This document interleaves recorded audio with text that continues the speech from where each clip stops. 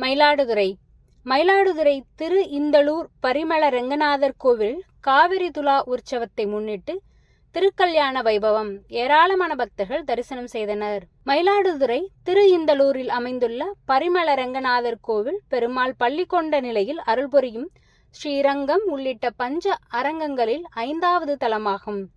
திருமங்கையாழ்வார் உள்ளிட்ட ஆழ்வார்களால் பாடல் பெற்ற 1500 ஆண்டுகள் பழமை வாய்ந்த இந்த கோவில் சந்திரனின் சாபம் தீர்த்ததும் 108 வைணவ திவ்ய தேசங்களில் 22வது திவ்ய தேசமும் ஆகும்.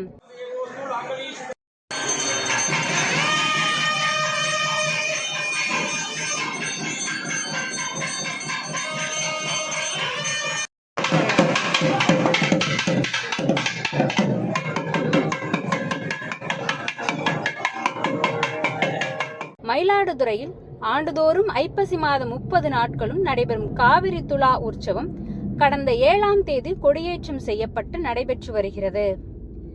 இவ்விழாவின் 7ஆம் திருநாள் நிகழ்ச்சியாக இன்று உற்சவ மூர்த்திகளான சுகந்தவனநாதர் பெருமாளுக்கும் சுகந்தவனநாயகி தாயாருக்கும் திருக்கல்யாண வைபவம் நடைபெற்றது.